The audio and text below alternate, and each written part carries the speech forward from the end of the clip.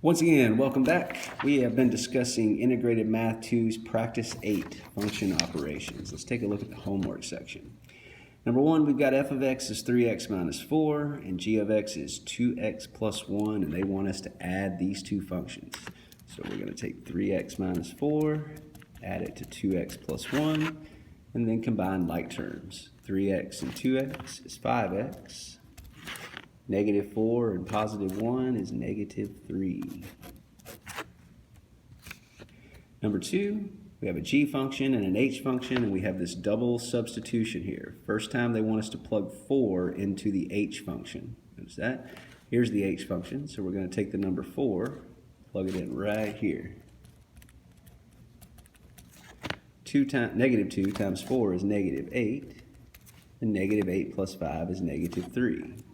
Now that we've done the inside part, we want to take our answer negative 3 and plug it into the g function. Here's our g function, here and here.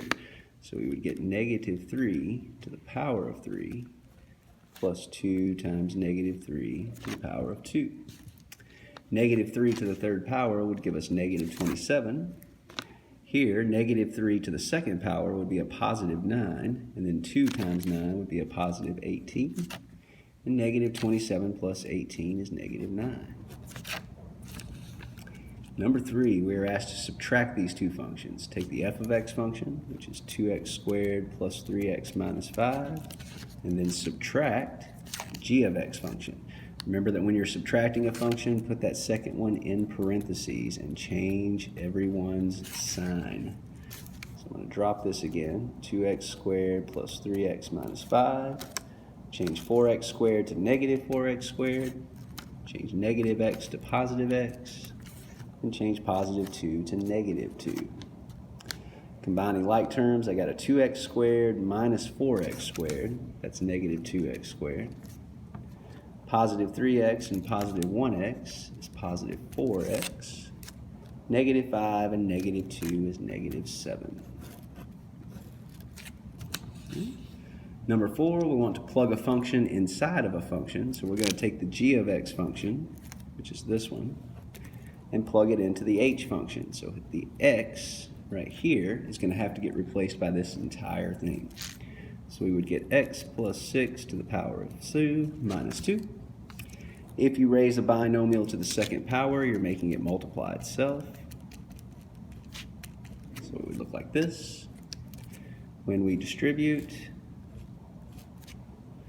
x times x is x squared, x times 6, 6x, 6 times x is 6x, and 6 times 6 is 36.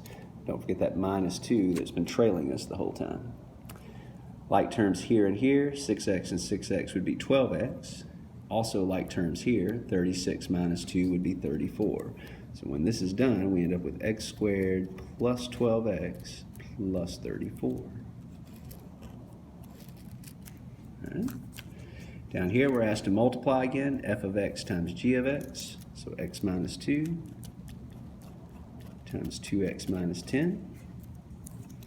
If I distribute, I will get a 2x squared minus 10x, then negative 2 times 2x would be negative 4x, negative 2 times negative 10 would be a positive 20.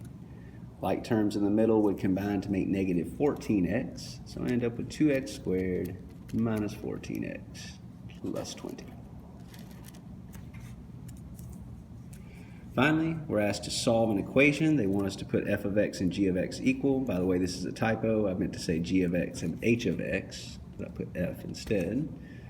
So we're going to say 3 times 2x minus 8 would have to be equal to 4x plus 30.